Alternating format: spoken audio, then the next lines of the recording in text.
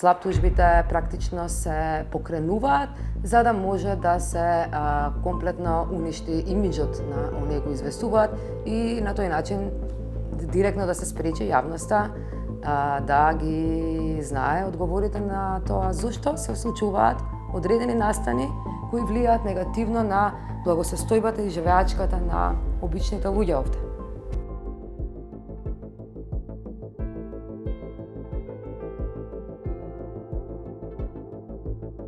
За бизнисмените, за нив нема збор, они се секогаш нели навредени, увредени, повредени и они идат дури, мислам, на најнизок можен начин да ги истопираат текстовите и да ги закочат новинарите во работата. Сега останува до новинарот дали е спремен да го помине целиот тој пат за да го објави тоа и дали вреди или го ставаш јавниот интерес пред се. Ако си веќе новинар кој работи за граѓаните, се знаеш што ти е приоритет. Се друго оди во вода и сега ќе бидеш спремен, мислам, на секакви притисоци.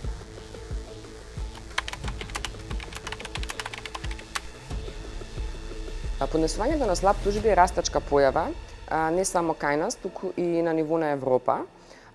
За жал, на некој начин тие постапки пробуваат да направат цензура, не само на новинарите, на истражувачите, туку и на граѓанските организации, активисти за човековите права и активистите кои што сакаат да бидат активни во однос на било какво истражувачко новинарство или пак сакаат да обелоданат вистината во јавноста. Целта на ваквите постапки е заплашување, ограничување или оневозможување на слободното користење на правото на слобода на говор во насока на јавниот интерес.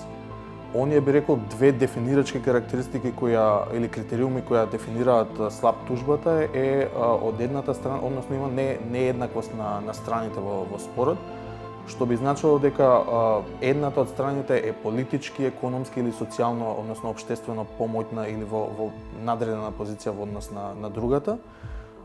Додека другата карактеристика би било дека иницираната постапка е очигледно неоснована или злоупотребувачка, што би значило дека или се заснова, да речеме, на неосновани аргументи, или, да речеме, се бара непропорционално санкционирање на тужениот, или, да речеме, постои злоупотреба на процесните права за одложување на рочиштата, односно за подолго траење на постапката.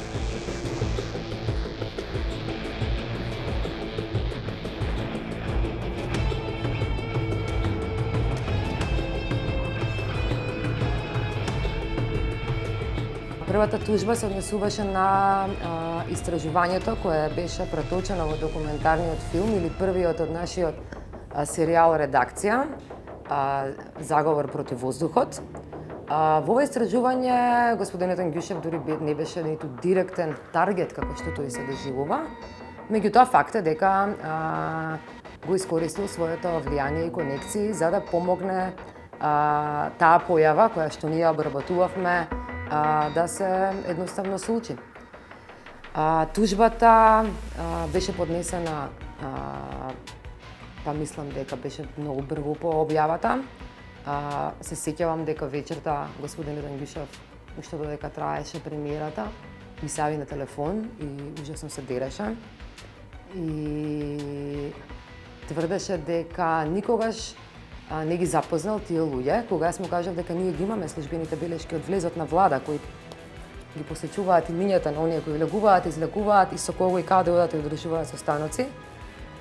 Тогаш тој ми спушти слушалка и потоа беше интересно да се види дека и во самата тужба Ангјушев имаше одредени чудни документи кои што наводно требаше да потврдат дека тие се гледале за да организираат некаков саем. Меѓутоа владата не беше во можност на ИРЛ и на нашиот адвокат да ни ја утврди веродостојноста на штембилот и датумите. Како и да е, се тоа се покажа нерелевантно подоцна во постапката. Ова е уште многу детали и знае јавноста како заврши и таа тужба. Не станува збор само за тужењето, по објавата на тоа истражување и потоа по објавата на документарниот филм Убисова Тетова, ИРЛ, јас и вработените во ИРЛ и нашата редакција бевме постојано таргетирани од не само со тужби, туку и со една голема медиумска стратешка кампања која што имаше за цел да го наруши нашиот имидж, нашата веродостојност, така што кога ќе кажеме кога зборуваме за тужби слаб, во Македонија тие најчесто одат придружени со една нова појава, една цела нова индустрија за стратешки напади, која што се состои од маркетинг агенции, добро платени адвокати и добро подкупени медиуми, кои што имаат за цел таргетирано и во големи количини да шират невистини, да ги оцрнуваат оние кои што ги критикуваат мокните поединци, дефинитивно економски мокни, бидејќи не секој, како Кочо Ангјушев или Жан Митрев, може да си дозвола да фрлаат стотици илјади евра реклами по медиумите и да купуваат новинари и да ги плаќаат тие скапи агенциски адвокатски услуги.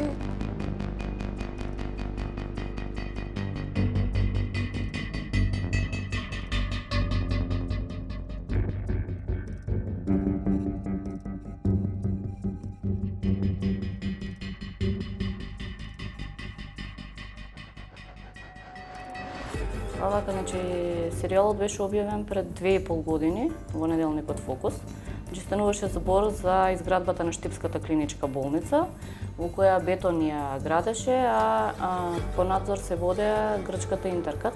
Дојдовме до документи во кои веќе бетон Штип доаѓа до стечај и тужбата, мислам, меѓу грчката фирма и бетон.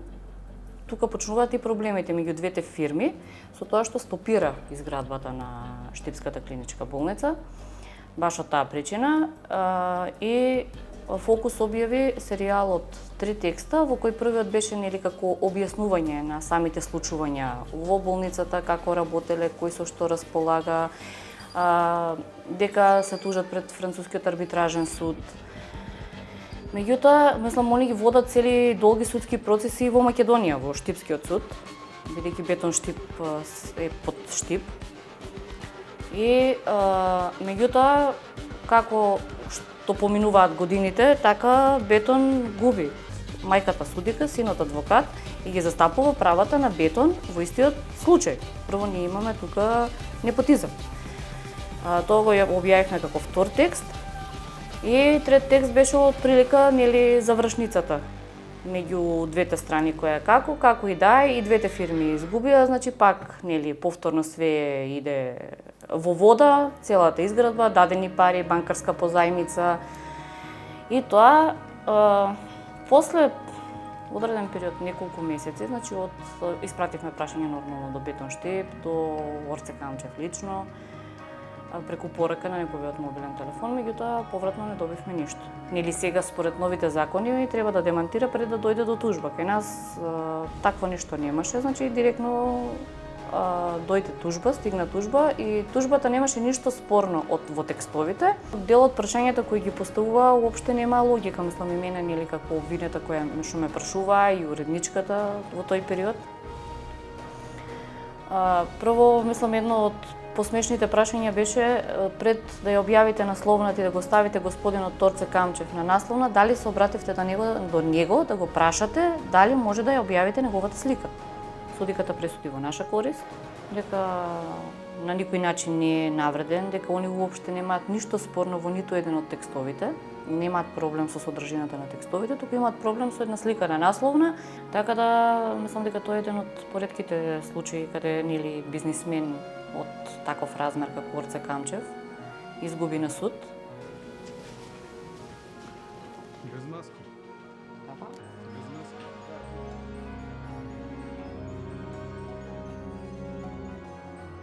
Господинот Жан Митрев е друга психологија на личност. Тој дури даде интервју. Меѓутоа целата на интервјуто, целата на тој потек воопшто не беше самото интервју, туку да види кои сме и да се обиде ни понуди помош во реклами. И така сакаше да го купи нашето молчење. Не дојде, иако му ги пративме сите прашања во детали и сите случаи, тој не дојде толку подготвен, бидејќи ја носеше со себе ароганцијата дека е семоќен, бидејќи овие луѓе, и двајцата, и Ангјушев и Митрев, се личности кои што непречано можеле да им се прогледува низ прсти за многу работи поради големите врски кои што ги имаат во политичкиот и во јавниот живот и нивното енормно рекламирање во медиуми. Во случајот со Жан Митрев, тој ја повлече тужбата против нас, затоа што веројатно не му одеше во прилог потоа на самото негово судење во кривичниот суд, или барем тоа јас го претпоставувам. Во случајот со Ангјушев беше далеку понапнато, судењата беа драматични. На истите судења доаѓа луѓе од маркетинг агенција, тоа се случува и на судењето на Жан Митрев во кривичниот суд, каде што нашите репортери постојано информираат дека на судењето доаѓаат маркетинг агенти кои ги пишуваат текстовите со една сосема извртена слика за тоа што се случува на судењата, а тоа се случуваше на нашите слаб тужби и тие потоа дистрибуираат соопштенија или напишани анализи кон медиуми кои што за тоа се платени, а тоа вклучува и големи традиционални медиуми каде што секој може да си закупи интервју. Во случајот со Жан Митрев на една национална телевизија имавме и купено интервју каде што тој слободно говореше, не клеветеше, не малтретираше и така натаму. Постојано судењата беа екстремно стресни затоа што, како што реков, целта на тие судења воопшто не беше и ние да бидеме финансиски исцрпени, туку да бидеме едноставно јавно уништени.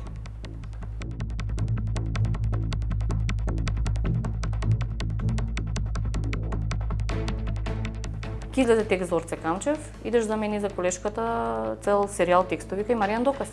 Ние го пријавивме, нели тогаш беше во обвинителство. Така да не бил само он, например, јас Арсовска ја пишував исто серијали за неа имав, јас со неа никош контакт сум немал затоа што она никош не сакаше со мене контакт да има. Она беше исто една од тие што преку Маријан Доказ мене ме тераше да прекинам да пишувам. Праќа, готови текстови или се што може најнавредувачко, најпонижувачко, не знам што. И од тука веќе почна приказната. Ја ќе објавам текст, он ќе објави кај него. Јас ќе објавам текст, он ќе објави кај него. Ме стави на слика со брат ми од плажа пред 10 години. Ја покри фацата на брат ми, тврдејќи дека сакајќи да каже дека ми е швалер. Тие притисоци на колегите доста влијаат, пошто ја гледам дека многу од луѓето јас што ги знам и што комуницирам, некои многу теми се откажувале затоа што знаат дека ќе завршат кај него.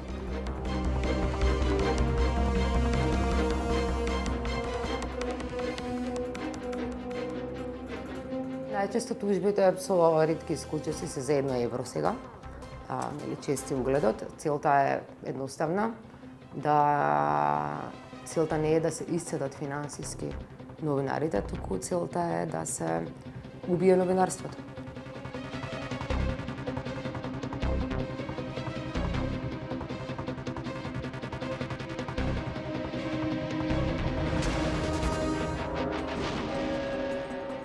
Што е разликата? Па јас не гледам дека тогаш не постоеше термин слаб. Затоа инаку станува збор за истото, тогаш повеќе се осудуваа високи функционери да тужат. Меѓутоа не е ништо поразлично. Сега високи функционери ги поземуваа своите бот платформи и медиуми за да им помогнат на своите високи пријатели на функции да се заштитат од нас новинарите и да не напаѓаат. Не гледам разлика, гледам влошување. Од една страна е променето затоа што и самиот закон за граѓанска одговорност за клевета и навреда ги ограничува, односно ограничува максималната сума на штета која може да се побара, меѓутоа кога збориме за слаб постапките не е еден од аспектите, да, може да биде штетата која се бара за заштита на угледот и достоинството, меѓутоа од друга страна можеби целта не е да се ослабе економски медиумот или новинарот, е едноставно постапката да трае премногу долго.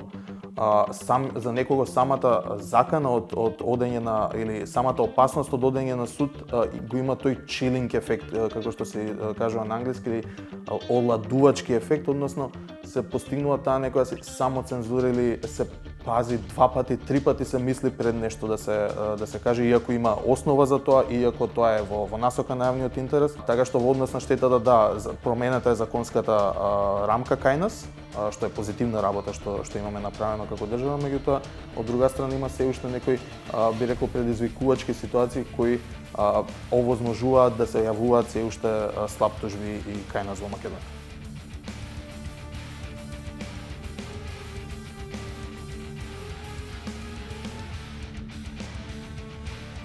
Имало ситуации кои биле предмет на сериозна грижа и кои барале интервенции од нашите колеги кои имаат обучен тим за безбедносни интервенции.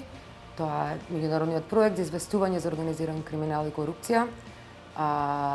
Овие интервенции вклучувале справување со насилство, обиди за насилство, закани, многу експлицитни, некои од нив, физичко обезбедување и така натаму. Сега ме кажам колку време и енергија одзема ова. Ние имавме лани во еден момент 9 тужби и практично секоја недела има некакво рочиште, некакво советување со адвокатот, некаков напад во медиумите, некаква пријателска колумна со совети од други новинари или што и да се тие луѓе. И едноставно исцрпувачки влијае на менталното здравје на сите овде. Многу околу мене и мојата фамилија и сите многу пати ми имаат речено дај, мислам, закочи, немаме намера обезбедување да бидеме. Ама во еден случај пишував, не знам, мислам дека за Арсовска беа серијалите. Со ќерка ми бевме надвор пред зграда и така гужва од деца беа и она влегла во трговскиот, мислам, накратко влегла во трговскиот и ја снема. И тука првпат се сецнав дека немој нешто да... Тоа ми била единствена ваква реакција, што сум ја поврзала дека не дај Боже нешто такво.